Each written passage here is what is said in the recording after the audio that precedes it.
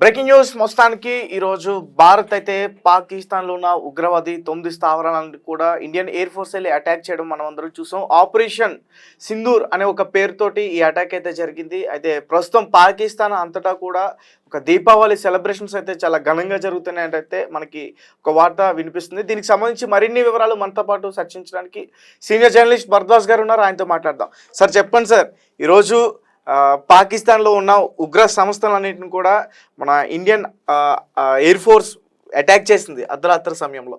దాదాపు 9 స్థావరాలపైన అటాక్ చేశారు. 100కి పైగే ఉగ్రవాదులు చనిపోయారంటూ కూడా చెప్తున్నారు. అవును, 100 మంది చనిపోయారు అని చెప్తున్నారు. కానీ పాకిస్తాన్ ఎందుకు సెలబ్రేట్ చేసుకుంటుంది దీన్ని?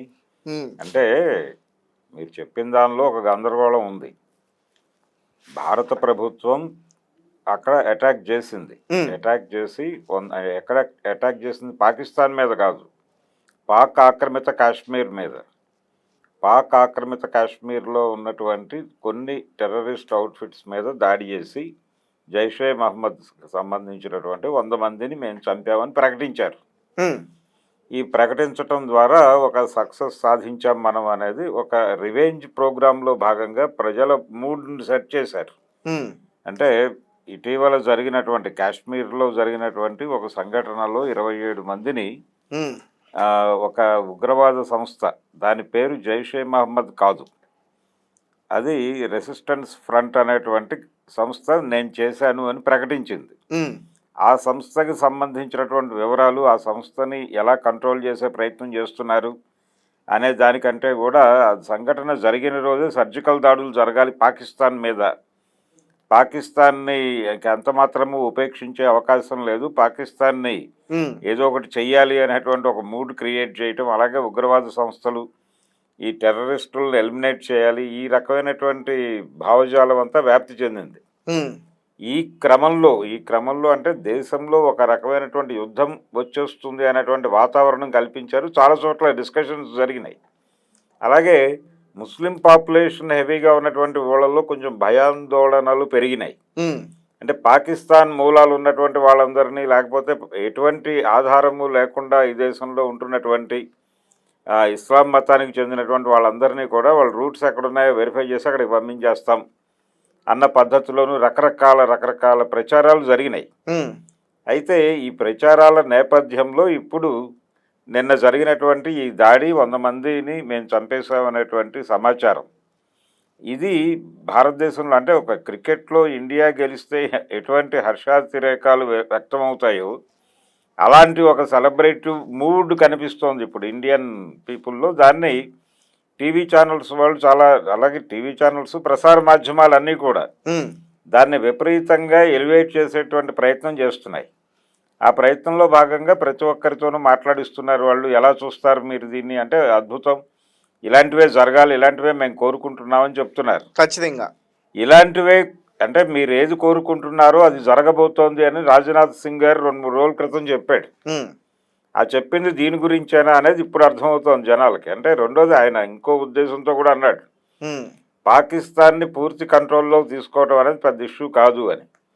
అయితే విషయం ఏంటంటే ఇక్కడ జనాలు పట్టించుకోవాల్సింది, పాకిస్తాన్ భారతదేశంతో పోలిస్తే చాలా చిన్న దేశం. చాలా చిన్న దేశం అంటే అది పంజాబ్ రాష్ట్రంలో ఒక ముక్క మాత్రమే అనే విషయాన్ని ఇక్కడ దృష్టిలో పెట్టుకోవాల్సినటువంటి అవసరం ఉంది. పంజాబ్ అనేటువంటి రాష్ట్రంలో ఒక ముక్కనే పాకిస్తాన్ అనే పేరుతో ఆ రోజు ఇవ్వటం జరిగింది తప్ప దేశ విభజన అంటే దేశాన్ని నిట్ట నిలువుగా చీల్చి ఇవ్వటం కాదు. ఇప్పుడు పాకిస్తాన్ ఆక్రమణలో కొంత కాశ్మీర్ ఉంది, అలాగే భారత్ ఆక్రమణలో ఉన్నటువంటి కాశ్మీర్ గురించి మనం మాట్లాడుకుంటున్నాం. ఇది భారత్ ఆక్రమిత అని ఎందుకు అంటున్నానంటే, నిజానికి అక్కడ ఉన్నటువంటి లోకల్ నేటివ్ పీపుల్ అభిప్రాయం ఏమిటి? ఆ రోజున భారతదేశానికి స్వతంత్రం ప్రకటించిన రోజున వాళ్ళ అభిప్రాయం ఏం చెప్పారు? ఆజాదీ కాశ్మీర్ అన్నారు.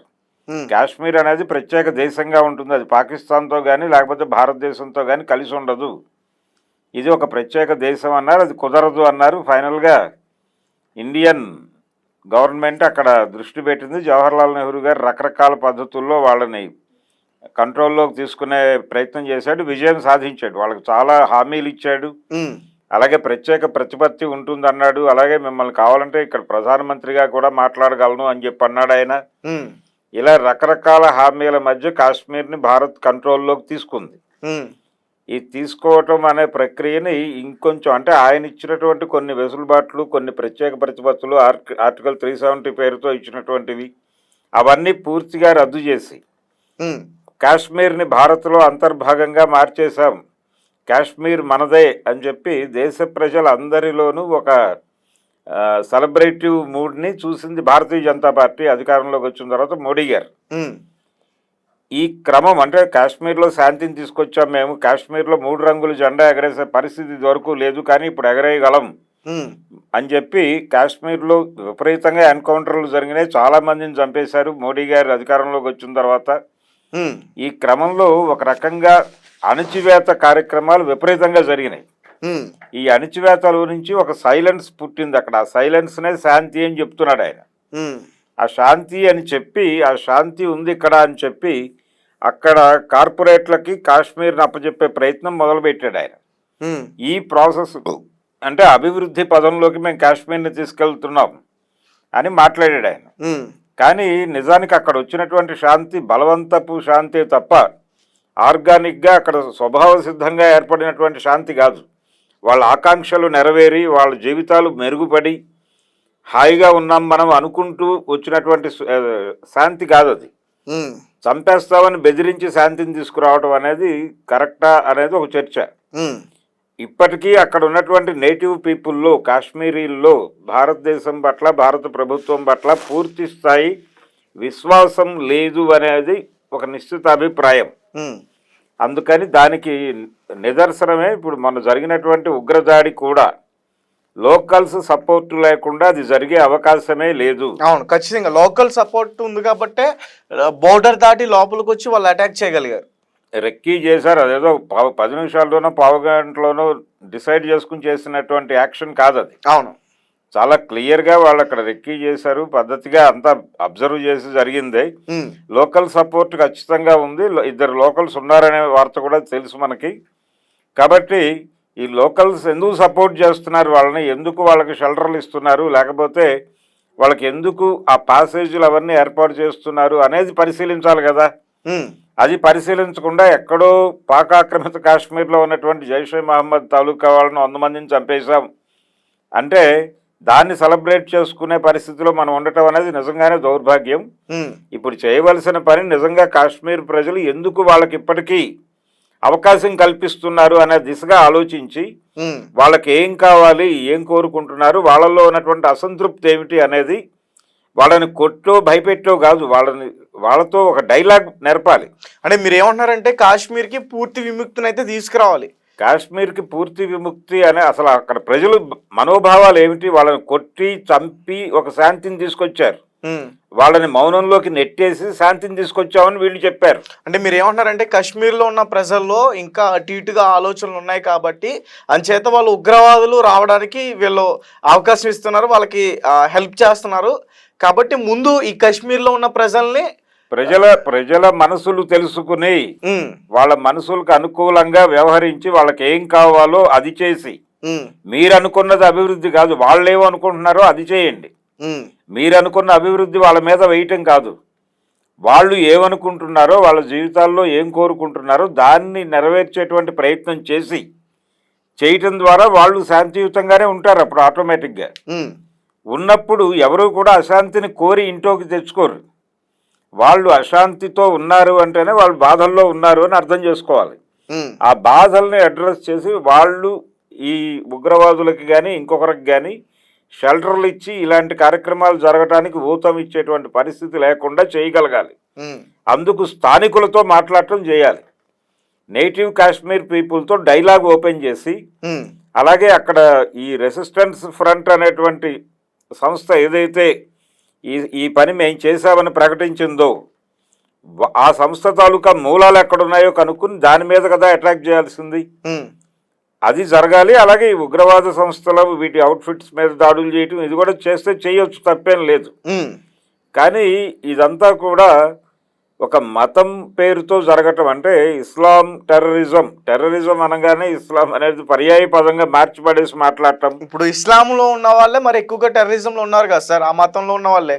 అలా మనకి క్లియర్ గా అక్కడ చేస్తున్నారు, అలా బ్రాండ్ చేస్తున్నారు. సఫరర్స్ అక్కడ ఉన్నారు కాబట్టి ఇప్పుడు నక్సలైట్లలో ఆదివాసీలు ఎక్కువ మంది ఉన్నారు అని మాట్లాడుతున్నారు.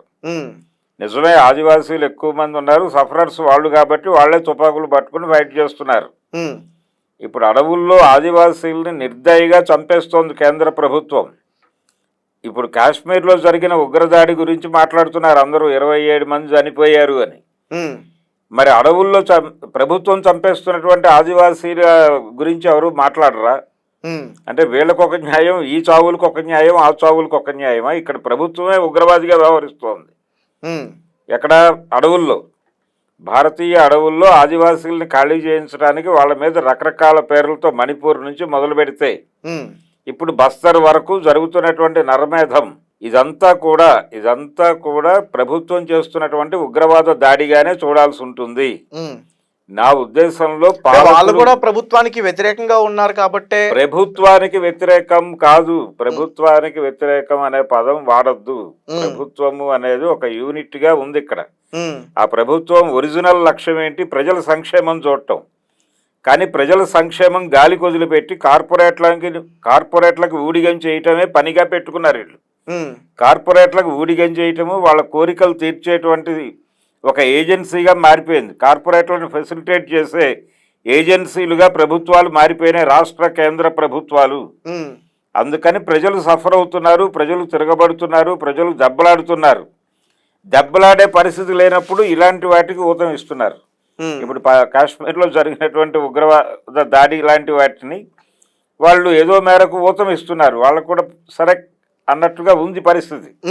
ప్రజల మనసుల్లో ఉన్నటువంటి ఇబ్బందుల్ని తొలగించడం అనేది ప్రధానంగా చూడాలి ఇప్పుడు. అది మానేశారు. అది గనక మొదలు పెడితే అది అసలు ఒరిజినల్గా ఉగ్రవాదాన్ని రూపుమాపే ప్రోగ్రాం అది. మీరు ఎంతకాలము దీన్ని శాంతి భద్రతల సమస్యగా సైన్యం చూసే వ్యవహారంగా మారుస్తున్నారు. అది కాదు, ప్రజలతో డైలాగ్ నేర్పడం ద్వారా, ప్రజలని సంసిద్ధం చేయటం ద్వారా ప్రజల్ని ఉగ్రవాదానికి వ్యతిరేకంగా నిలబెట్టేలాగా మీ ప్రోగ్రాం ఉంటే ఉగ్రవాదులు వెళ్ళిపోతారు ఇక్కడ నుంచి. ఆ పని మానేసి మీరు ఇక్కడ 26 మంది 27 మందినో వీళ్ళు చంపారు కాబట్టి మేము 100 మందిని చంపాము అంటే ఒక హత్యకు 3 హత్యలు బదులు తీర్చుకున్నామని చెప్పి జబ్బలు జరుచుకుంటే పని అయిపోతుంది అనుకుంటే పొరపాటు. భవిష్యత్తులో ఇలాంటి దాడులు జరుగుతూనే ఉంటాయి. ఇవి జరగటం మాకు ఉపయోగమే కదా, మేము ఒక ఎమోషన్ని రైజ్ చేసి ఏదో ఒక ఎన్నికలో గెలుస్తూ ఉంటాం కదా అంటే చేయగలిగింది ఏమీ లేదు, కేంద్ర ప్రభుత్వానికి దండం పెట్టడం తప్ప. అందుకని పరిస్థితి చాలా గందరగోళంగా ఉంది. వెళ్లాల్సినటువంటి రూట్లో పరిష్కారం నిజమైనటువంటి పరిష్కారం దిశగా కాకుండా ఒక అబద్ధమైనటువంటి పరిష్కారం దిశగా కేంద్ర ప్రభుత్వం వేగంగా అడుగులేసేస్తోంది. అందులో భాగమే నిన్న జరిగినటువంటి ఆపరేషన్ సింధూరం. ఆ సింధూరా పేరుతో అక్కడ 100 మంది లష్కరే తోయిబా కదండి, జైషే మహమ్మద్, ఈ జైషే మహమ్మద్ అనేటువంటి సంస్థకు చెందినటువంటి 100 మందిని చంపేశామని చెప్పడం కూడా. ఇది జరిగిన తర్వాత వాళ్ళు ఎలా రియాక్ట్ అవుతారు అనేది చూడాలి. అలాగే పాకిస్తాన్తో యుద్ధము అనేటువంటి ఒక వాతావరణం తీసుకొచ్చారు. ఈ వాతావరణం కల్పించడంలో చాలా వరకు దేశంలో ఉన్నటువంటి ముస్లిం పాపులేషన్ అధికంగా ఉన్నటువంటి ప్రాంతాల్లో ఆందోళనకరమైనటువంటి పరిస్థితులు ఉంటున్నాయి. ఇప్పుడు భయపడుతున్నారు వాళ్ళు. ఎందుకు? ఏ క్షణమైనా ఏదైనా జరగచ్చు ఇక్కడ అని. ఒకవేళ పాకిస్తాన్ తో యుద్ధం జరిగితే మరి ముస్లిమ్స్ కూడా పోరాడరా? వాళ్ళకి ఎందుకు పోరాడరు? మరి వాళ్ళకి ఎందుకు భయం? సైన్యంలో ముస్లింలు లేరా? అదే సార్, వాళ్ళకి ఎందుకు భయం అంటున్నా అంటే ఇక్కడ అనవసరమైన ఉద్రిక్తతలు రెచ్చగొట్టడానికి ఎవరైనా ఆవేశపడి ఏదైనా చేస్తారేమో అనేటువంటి ఆందోళనలో ఉన్నారు వాళ్ళు, ఆ టెన్షన్లో. అంటే దీన్ని ఇస్లామిక్ టెర్రరిజము ఈ పదాలు అతిగా వాడటం వలన ఒక కమ్యూనిటీ సమాజం నుంచి పక్కకి జరిగి దూరం అయిపోతుంది అనేది ఎవరు గమనించట్లేదు. దీన్ని పట్టించుకోవాలి, వాళ్ళతో కూర్చుని మాట్లాడాలి, వాళ్ళలో భరోసా నింపేలాగా మీ ప్రవర్తన ఉండాలి. ఈ రోజు ఈ ఆపరేషన్ సింధూర్ అటాక్ ఎప్పుడైతే మన వాళ్ళు చేశారో చాలా మంది ముస్లిమ్స్ కి సంబంధించిన నాయకులు కావచ్చు, మన హైదరాబాద్ లో ఉన్నటువంటి ఎంఐఎం పార్టీ అధ్యక్షులు కావచ్చు, వీళ్ళందరూ కూడా వాళ్ళ యొక్క ఆ విషయాలన్నీ కూడా చెప్తున్నారు. అవునండి, ఇండియా వాళ్ళందరూ సాధించింది, అభినందించారు. సాధించి చూపించిందని. ఇప్పుడు పాకిస్తాన్ ఇండియా మ్యాచ్ జరిగినప్పుడు ఉమ్, పాకిస్తాన్ గెలుపుని ఎవరైనా సెలబ్రేట్ చేసుకుంటూ ఉంటే, ఎవరైనా ముస్లింలు గనక ఉంటే దానిలో ఉమ్, వాంటెడ్గా వీళ్ళు చేస్తున్నారు అని చెప్పి అటాక్ చేసిన సందర్భాలు అనేక ఉన్నాయి హైదరాబాద్ నగరంలోనే. ఉమ్, కాబట్టి ఇది క్రికెట్ మ్యాచ్ కాదు, ఉమ్, ఇది జీవితాలకు సంబంధించిన సమస్య. రెండోది, ముస్లిం సమాజం విపరీతమైన భయాందోళనలతో ఉండటం మాత్రమే కాదు, సరెండర్ అయి ఉంది, ఉమ్, లొంగుబాటు ప్రకటించింది చాలా స్పష్టంగా హిందూ సమాజానికి. ఉమ్, ఆ లొంగుబాటు మనకి బాబ్రీ మసీద్ కేసు జడ్జిమెంట్ దగ్గర నుంచి తెలుసు. ఉమ్, వాళ్ళు బాబ్రీ మసీదు ప్లేస్లో గుడి కట్టుకోవడానికి అనుమతి ఇవ్వడానికి ముందు ఉమ్, మరి మీకు కూడా అక్కడే స్థలం కావాలా, ఇంకెక్కడైనా ఇచ్చినా పర్వాలేదా అని కోర్టు అడిగినప్పుడు ముస్లిం సంఘాలు చెప్పింది ఏమిటి ఆ రోజున అక్కడ, ఉమ్, మీరు మాకు ఇచ్చినా ఇవ్వకపోయినా ముందు అక్కడ ఆలయ నిర్మాణానికి అడ్డు లేకుండా ఉంటే చాలు, ఉమ్, మేము ఎక్కడా స్థలం కోరుకోవడం లేదు, ఇంకో నిర్మాణం ఏదో కట్టాలని కూడా అనుకోవడం లేదని చెప్పారు. వాళ్ళు అఫిడవిట్ ఇచ్చారు రిటర్న్గా. ఉమ్, అంటే ఆ మేరకు వాళ్ళల్లో ఆందోళన భయము నింపగలిగారు వీళ్ళు. ఉమ్, అదే కొనసాగుతోంది, ఇప్పటికీ సరెండర్ అయి ఉన్నారు. ఇప్పుడు ఓవైసీ మొన్న జరిగినటువంటి ఢిల్లీ ఎన్నికల్లో కూడా వీళ్ళు వెళ్ళి బీజేపీ తరఫున ప్రచారం చేశారు. అక్కడ ఉమ్, బీజేపీ తరఫున జెండా భుజాన్ని మోయలేదు, కానీ డోర్ టు డోర్ క్యాంపెయిన్ అనేది జరిగింది, వాళ్ళకు అనుకూలంగా వేస్తే మంచిదని. ఉమ్, ఈ విధంగా ముస్లిం పార్టీలు, చాలామంది ముస్లిం పెద్దలు కూడా కంట్రోల్ చేస్తున్నారు ఇప్పుడు బీజేపీ వాళ్ళు. ఉమ్, సరెండర్ అయ్యారు వీళ్ళు ఏదో మేరకు భయంతోనే. భయంతో లొంగ తీసుకోవటం అనేది అన్ని విధాలా అన్ని వేళలా మంచిది కదా. ఆ భయంతో లొంగ తీసుకోవటం వల్లనే మొన్న కాశ్మీర్లో ఈ పహల్గామ్ అనేటువంటి ఏరియాలో దాడి జరిగింది. ఉమ్, అక్కడ దాడి జరగటానికి కారణం మీరు భయోత్పాతాన్ని సృష్టించి ప్రజలని భయోత్పాతుల్ని చేసి కంట్రోల్లో తీసుకోవటం వలన జరిగింది. వాళ్ళందరూ అందుకని ఊతం ఇచ్చారు. ఉమ్, మీ మీద నమ్మకము భరోసా లేవు అక్కడ ప్రజలకి. ఉమ్, ఆ భరోసా లేకపోవడం వల్లనే వాళ్ళు ఇంకొకళ్ళకి ప్లేస్ ఇస్తున్నారు. ముందు దాన్ని రెక్టిఫై చేసుకోండి. దాన్ని రెక్టిఫై చేసుకున్న తర్వాత మీరు పాకిస్తాన్తో యుద్ధం చేస్తారా, ఉగ్రవాదులతో యుద్ధం చేస్తారా అనేది తర్వాత గొడవ. కానీ మరి ఒక పక్క వాళ్ళు వచ్చి దాడులు చేస్తా ఉంటే మనం కూడా చూస్తూ కూర్చోలేం కదా సార్. చూస్తూ పౌరులు కూడా పోతున్నారు కదా, చనిపోతున్నారు కదా. కూర్చోమని నేను అంటలేదు, చూస్తూ కూర్చోవద్దు, మీరు చేస్తే చేయండి. కానీ ఇక్కడ ప్రజలతో డైలాగ్ మొదలు పెట్టాలి కదా. ఇమ్మీడియట్ గా మీ యాక్టివిటీ ఏవై ఉండాలి, అక్కడ లోకల్స్ లో భరోసా నింపాలి మీరు. ఆ భరోసా నింపడానికి ఏం చేయాలి అనేది అడుగు ఇప్పటి వరకు పడలేదు. పైగా ఆ ఏరియాలో గతంలో ఉగ్రవాదుల్లో పనిచేశారు కొంతమంది అనే ఆరోపణలు ఉన్నటువంటి ఫ్యామిలీస్ ఉన్నాయి. వాళ్ళ ఇళ్ళు తగలబెట్టారు. అది ఇంకో తప్పు. వాళ్ళలో ధైర్యాన్ని నింపాల్సింది పోయి భయాన్ని నింపే ప్రయత్నం చేస్తున్నారు. ఇలాంటివి మానేసి కొంచెం అంటే ఈ జరిగినటువంటి దాడిని మనం ఎలా వాడుకుందాం అనే పిచ్చి మానేసి ఈ సమస్యని సమూలంగా రూపుమాపడానికి ఏం చేయాలి అనే దిశగా ఆలోచించాలి. అది ఆలోచించినప్పుడు ఇది ఏదో క్రికెట్ మ్యాచ్లో వాళ్ళు ఇద్దరు బ్యాట్స్మెన్ సెంచరీ చేశారు కాబట్టి మన దగ్గర ఒక బ్యాట్స్మెన్ ట్రిపుల్ సెంచరీ చేస్తే అద్భుతం అని అనుకుంటాం మనం. ఇప్పుడు అలాగే ఉంది, వాళ్ళు 27 మందిని చంపారు కాబట్టి మన వాళ్ళు 100 మందిని చంపారు, సూపర్ అని తొడగొట్టుకుని 100 మంది కూడా పాకిస్తాన్ పౌరులు కాదు కదా సార్, ఉగ్రవాద సంస్థ. అవునండి, ఉగ్రవాదులే, నేను కాదనంటలా. 100 మందిని చంపామని ఎందుకు బలంగా చెప్పేసుకుంటున్నారు వీళ్ళు? ఒక క్రెడిట్ రైటింగ్ లాగా మాట్లాడుతున్నారు. ఈ క్రెడిట్ రైటింగ్ లాగా మాట్లాడటం అనేది కూడా ఇబ్బందికరమైనటువంటి పరిస్థితే. వాళ్ళు పాకిస్తాన్ వాళ్ళు అని నేను అనటం లేదు, వాళ్ళు ఇస్లాం అని కూడా నేను అనటం లేదు. ఏది ఏవైనప్పటికీ మీరు ఒక లెక్క సెట్ చేసే ప్రయత్నం చేస్తున్నారు. ఒక ప్రాణానికి 3 ప్రాణాలు అన్న పద్ధతిలో ఈ రకమైనటువంటి ప్రతీకార దాడులు, ఇది రివెంజ్ ప్రోగ్రాము అది కాదు చేయవలసింది. ముందు కాశ్మీర్ ప్రజల ఆకాంక్షలు ఏమిటో తెలుసుకుని ఏడవండి, అక్కడ చేయండి. మీరు కూడా ఉగ్రవాదులుగానే బిహేవ్ చేస్తోంది కేంద్ర ప్రభుత్వం కూడా. నేను ఇందాకే సారూప్యత తీసుకొచ్చా. అక్కడ అడవుల్లో ఆదివాసీల పట్ల మీరు వ్యవహరిస్తున్న తీరుకి కాశ్మీర్లో ఉగ్రవాదులు వ్యవహరిస్తున్న తీరుకి పెద్ద తేడా ఏం లేదు. మీకు ఒక ప్రయోజనం కోసం ఇక్కడ ఆదివాసుల మీద దాడి చేస్తున్నారు, అక్కడ వాళ్ళు కూడా ఒక ప్రయోజనం కోసమే దాడి చేస్తున్నారు. వాళ్ళ దాడిని మళ్ళీ మీరు ఇంకో ప్రయోజనం కోసం వాడుకుంటున్నారు. ఇది తప్పు. ఈ తరహా ధోరణిలో ఈ ప్రభుత్వం వెళుతోంది. ఇది ఖచ్చితంగా ప్రజలు వ్యతిరేకించి తీరాల్సినటువంటి ఒక సందర్భం. ఉగ్రవాద దాడిని సమర్థించమని నేను అనటం లేదు. అలాగే నిన్న జరిగినటువంటి ఆ 100 మందిని చంపటం అనేది మహత్కార్యం అని కీర్తించను, కానీ అది కూడా జరిగితే జరగవచ్చు, తప్పేం లేదు. కానీ ప్యారలల్గా అక్కడ జరగవలసినటువంటి అక్కడ కాశ్మీరీ నేటివ్ పీపుల్ వాళ్ళల్లో ఒక మనోధైర్యాన్ని నింపాల్సినటువంటి బాధ్యత కూడా కేంద్ర ప్రభుత్వం మీద ఉంది అనే దాన్ని గుర్తుపెట్టుకుని వ్యవహరించాలి. రైట్, థ్యాంక్ యూ భరద్వాజ్ గారు. సో మరి జర్నలిస్ట్ భరద్వాజ్ గారు మాట్లాడిన మాటలు మరి మీరు ఏకీభవిస్తున్నారా? ఆయన మాట్లాడిన దాంట్లో ఎంతవరకు వాస్తవాలు ఉన్నాయి అనే విషయాన్ని మాకు కామెంట్ రూపంలో తెలియపరచండి.